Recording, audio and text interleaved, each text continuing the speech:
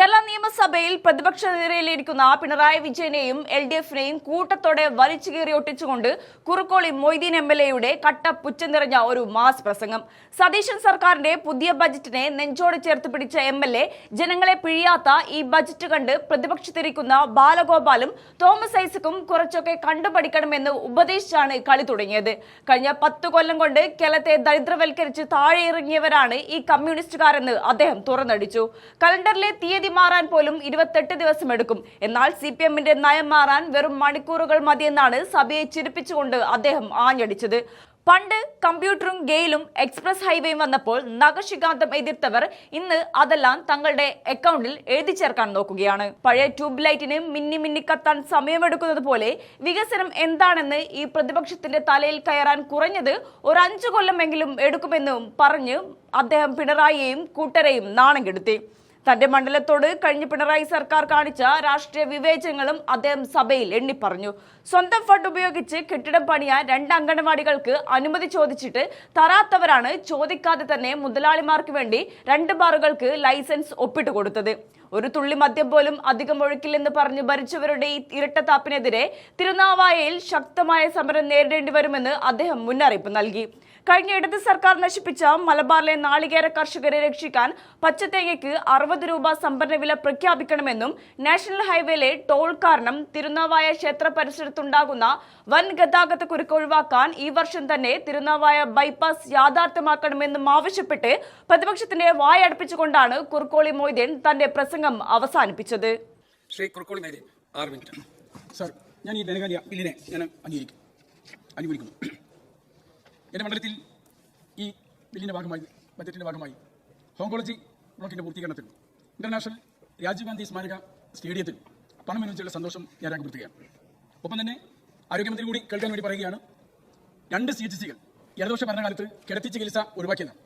അവിടെ കിടത്തി ചികിത്സ പുനരാരംഭിക്കുവാനും വളവന്നൂരിലെ ആശുപത്രി താലൂക്ക് ആശുപത്രിയെ ഉയർത്തുവാനും ഉള്ള പരിശ്രമം കൂടി വേണമെന്ന് ഞാൻ ബഹുമാനീയ മുഖ്യമന്ത്രിയോട് അഭ്യർത്ഥിക്കുവാൻ കൂടി സന്ദർഭം ഞാൻ ഉപയോഗപ്പെടുത്തുകയാണ്. സർ, ഈ ബജറ്റ് കരുത്തുള്ള ഒരു ബജറ്റ്, സർവതല സ്പർശിയായ ബജറ്റ്, നികുതികൾ ഒട്ടുമില്ല. അതാണ് ഇതിന്റെ ഏറ്റവും വലിയ സവിശേഷത. കഴിഞ്ഞ കാലങ്ങളിൽ നമ്മൾ കുറേ ബജറ്റ് കണ്ടിട്ടുണ്ട്. ശൗചാലയങ്ങൾ ഉണ്ടാക്കാൻ പെട്രോളിന് വില കൂട്ടിയ കേന്ദ്ര സർക്കാർ കണ്ടവരാണ് നമ്മൾ. പെൻഷൻ കൊടുക്കാൻ വേണ്ടി പെട്രോളിന് 2 രൂപ സെസ് കൊടുത്തുകൊണ്ട് പെട്രോൾ വില വർദ്ധിപ്പിച്ച ഇടത് ഗവൺമെന്റിനെയും നമ്മൾ കണ്ടു. ഈ ഗവൺമെന്റിന്റെ മുമ്പിലാണ് ഇതൊക്കെ കണ്ട ജനങ്ങളാണ് അര നയാ പൈസയുടെ ബജറ്റ് ചുമത്താതെ ഒരു ബജറ്റ് അവതരിപ്പിക്കുന്നത് കാണുന്നത്. ആദരണീയനായ G. സുധാകരൻ കേരളം കണ്ട ഏറ്റവും വലിയ കമ്മ്യൂണിസ്റ്റ് നേതാവാണ്, ഒരു വലിയ പണ്ഡിതനാണ്. അത് ഈ ബജറ്റിനെ കുറിച്ച് പറഞ്ഞു. പ്രിയ സുഹൃത്ത് ബാലഗോപാലും പഴയ ധനകാര്യമന്ത്രി തോമസ് ഐസക്കും ഇത് കണ്ടുപഠിക്കണം എന്ന് പറയുകയുണ്ടായി ഈ സഭയിൽ. ഈ ബജറ്റിൽ ജനങ്ങളൊക്കെ വളരെ ആഹ്ലാദഭരിതരായിട്ടാണ് ഉള്ളത് എന്ന വസ്തുത നമുക്ക് എല്ലാവർക്കും അറിയാം. എന്തായിരുന്നു കേരളത്തിന്റെ സ്ഥിതി സർ? 10 കൊല്ലത്തെ ഭരണത്തിന്റെ ഏറ്റവും വലിയ സംഭാവന എന്താണ്? ഇടതുപക്ഷ സുഹൃത്തുക്കൾ ആലോചിക്കണം. കേരളത്തെ ദരിദ്രവൽക്കരിച്ചു എന്നുള്ളതാണ്. കേരളത്തെ ദരിദ്രവൽക്കരിച്ച ഒരു ഗവൺമെന്റാണ് താഴെ ഇറങ്ങിയത്. അവിടെയാണ് UDF-ന്റെ ഗവൺമെന്റ് അധികാരത്തിൽ വന്നിട്ടുള്ളത്. മഹാനായ CS മുഹമ്മദ് കോയ സാഹിബ് ഈ സഭക്കകത്ത് പറഞ്ഞിട്ടുണ്ട്, CPM പറയുന്നത് ചെയ്യുകയില്ല, ചെയ്യുന്നത് പറയുകയുമില്ല. നമ്മൾ CPM-നെ കാണുന്നുണ്ട്. ഇപ്പൊ പ്രതിപക്ഷത്തൊക്കെ ആയപ്പോ നയം ഒന്ന് മാറി. ഭരണമാറ്റത്തിനനുസരിച്ച് നയം മാറുന്ന ഇതേപോലെ രാഷ്ട്രീയ പാർട്ടി കേരളത്തിലോ ഇന്ത്യയിലോ വേറുണ്ടോ? ഒന്ന് ആലോചിച്ച് നോക്കൂ. എന്റെ സുഹൃത്തുക്കൾ ഞാൻ കാണുന്നുണ്ട്. എന്താ എല്ലാ കാര്യവും ഭരണം മാറി, നയം മാറി. സർ, നമ്മുടെ കലണ്ടറിലെ സീറ്റ് മാറാൻ ചുരുങ്ങിയത് 28 ദിവസമെങ്കിലും വേണം. എന്നാൽ CPM-ന്റെ നയം മാറാൻ മണിക്കൂറുകൾ മതി എന്നുള്ളതാണ് ഇപ്പോഴത്തെ വസ്തുത. ഇങ്ങനെ നയം മാറ്റം ഒരു കലയായി അഭ്യസിച്ച് മുന്നോട്ട് പോകുന്ന ഒരു രാഷ്ട്രീയ പാർട്ടിയാണ് CPM.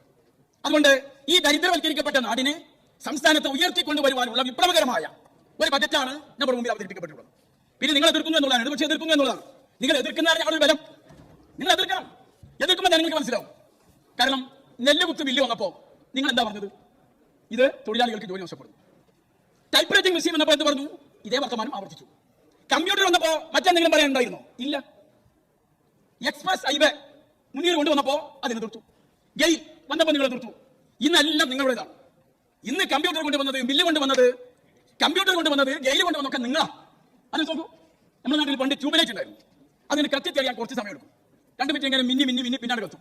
എന്ന് മാതിരിയാണ് നിങ്ങൾ കാര്യം ബോധ്യമാകാൻ കുറച്ച് സമയം എടുക്കും, ഒരു 5 കൊല്ലെങ്കിലും.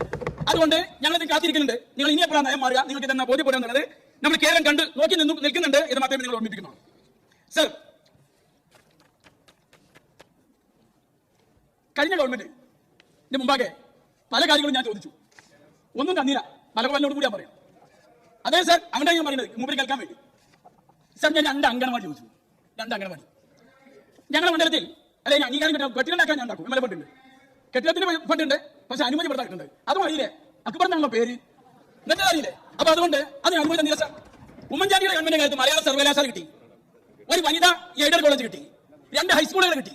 ഈ മണ്ഡലത്തിലേക്ക് ഞാൻ അംഗനവാടി ചോദിച്ചു സാർ 2 എണ്ണം. പക്ഷെ ഇവർ തന്നെ എന്താണെന്നറിയോ? ഇതൊന്നും തന്നില്ല. അന്നത്തെ ആരോഗ്യമന്ത്രി പറഞ്ഞു ഫണ്ട് വേണ്ട എംഎൽഎ എന്നോട് താന്ന് കൂടാ പറഞ്ഞത്. പക്ഷെ ഇവർ തന്നു സാർ 2 ബാറ്. 2 ബാറ്. ഒന്ന് തിരൂര് ഇല്ലടോ, അതിലെ പറയുന്നത് തന്നില്ല. അംഗനവാടി തന്നില്ല. ചോദിക്കാതെ ഏതോ മുതലാളി ചോദിച്ചപ്പോ ബാറ് കൊടുത്തു. 2ാമതൊരു ബാർ ഇപ്പൊ തിരുനാവായിൽ വരികയാണ്, ഗാന്ധി സ്മാരകത്തിന് മുമ്പിൽ. സാർ ഞാൻ ഈ സഭയിൽ വെച്ച് പറയാം, അതിനെതിരെ ഞങ്ങൾ സമരം നടത്തും. വീര്യം കുറഞ്ഞ മദ്യത്തിന് വേണ്ടി ഞങ്ങൾ മദ്യം കൊടുക്കാൻ ശ്രമിക്കുന്നു എന്ന് പറഞ്ഞ് ഇടതുപക്ഷക്കാരോട് പറയുന്നു. നിങ്ങൾ അതിൽ പങ്കെടുക്കാൻ വരുമോ എന്ന് ഞാൻ ചോദിക്കാം. നിങ്ങൾ ഗവൺമെന്റ് തന്ന ബാർ, നിങ്ങൾ ഈ ഗവൺമെന്റ് ഇവരെ ഗവൺമെന്റ് ബാറാണെന്ന് വെച്ചത് സാർ. ഇവർ പറയാണ്, ഇവരെന്താ പറഞ്ഞു നേരത്തെ? ഒരു തുള്ളി മദ്യം പോലും ഒഴുക്കില്ല.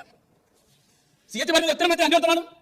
ഒരു തുള്ളി മദ്യം പോലും അധികം ഒഴിക്കില്ല എന്ന് പറഞ്ഞ് നിങ്ങൾ നാട്ടിലാണ്ട് ബാർ എന്റെ നാട്ടിൽ 2 നിങ്ങൾ തെരഞ്ഞെടുപ്പിനെ നേരിടുന്ന സ്ഥലത്തിൽ പറഞ്ഞു വിലക്കയറ്റം ഉണ്ടാവില്ല. ഇല്ലല്ലോ, വിലക്കയറ്റം ഇല്ലല്ലോ കൂട്ടുകാരെ, ഇല്ലല്ലോ കേരളത്തിൽ. അതാ പറഞ്ഞു നിങ്ങൾ പറഞ്ഞത് ചെയ്യില്ല, ചെയ്യുന്നത് പറയുകയില്ല. സാർ ഇവരെ കാലത്ത് കാർഷിക മേഖലയെ തകർത്തെറിഞ്ഞു. റബ്ബറിന് വില വർദ്ധിപ്പിച്ചതിനെ സന്തോഷം ഞാൻ രേഖപ്പെടുത്തുകയാണ്. മലബാറിലെ കർഷകർ ഏറ്റവും കൂടുതൽ ആശ്രയിക്കുന്ന നാളികേര കൃഷിയാണ്. അതിന് വില കൂട്ടുമെന്നും സംഭരണ കേന്ദ്രം വർദ്ധിപ്പിക്കുമെന്നും പറഞ്ഞിട്ടുണ്ട്. അതുകൊണ്ട് ഉമ്മൻചാണ്ടിയുടെ ഗവൺമെന്റിന്റെ കാലത്തുണ്ടായിരുന്ന പോലെ സംഭരണ കേന്ദ്രം ആരംഭിക്കുകയും 80 രൂപയുണ്ടായിരുന്ന നാളികേരത്തിന് കിലോക്ക് 30 രൂപയായി ചുരുങ്ങിയിട്ടുണ്ട്. അപ്പൊ അതുകൊണ്ട് ഒരു 60 രൂപയെങ്കിലും വില കിട്ടുന്ന രീതിയിൽ സംഭരണ വില നിശ്ചയിച്ചുകൊണ്ട് സംഭരിക്കാനുള്ള സംവിധാനം ഉണ്ടാക്കണം. ഇടതുപക്ഷം തകർത്തെറിഞ്ഞ സംഭരണം നാം പുനരാരംഭിക്കണം എന്ന് ഈ സന്ദർഭത്തിൽ സൂചിപ്പിക്കാൻ ഞാൻ ആഗ്രഹിക്കാം. പ്രിയങ്കരനായ എന്റെ മണ്ഡലത്തിലെ ഒരു വളരെ തിരക്ക് പിടിച്ച സ്ഥലമുണ്ട്, പൊതുമരാമത്ത് മന്ത്രി കേൾക്കാൻ വേണ്ടി ഞാൻ പറയുകയാണ്. പ്രിയങ്കരനായ PWD മന്ത്രി അത് അറിയണം, പക്കാൻ നടക്കാം. ഇപ്പോ NH വന്ന് അവിടെ ടോൾ പിരിവ് തുടങ്ങിയതോടുകൂടി വാഹനങ്ങളെല്ലാം തിരുനാവായ വഴിക്കാണ് തിരിച്ചുകൊണ്ടത്. അതുവഴി യാത്ര ചെയ്യുന്ന ആളുകൾ ആ ദുരിതം അനുഭവിച്ചിട്ടുണ്ടാവും. അവിടെ ക്ഷേത്രത്തിലേക്ക് വരുന്ന ആളുകൾ വളരെയേറെ പ്രാധാന്യമുള്ള നവാമുകുന്ദ ക്ഷേത്രം അതിന്റെ ഓരത്താണുള്ളത്. അതുകൊണ്ട് അവിടെ ഒരു ബൈപ്പാസ് റോഡ് അനുവദിക്കാനുള്ള ഫണ്ട് ഈ സാമ്പത്തിക വർഷം തന്നെ അനുവദിച്ച് തരണം എന്നുകൂടി ഞാൻ ഈ സന്ദർഭത്തിൽ സൂചിപ്പിച്ചുകൊണ്ട് ഞാൻ ഈ ബജറ്റിനെ ഒരിക്കൽ കൂടി പിന്തുണച്ചുകൊണ്ട് ചുരുങ്ങും.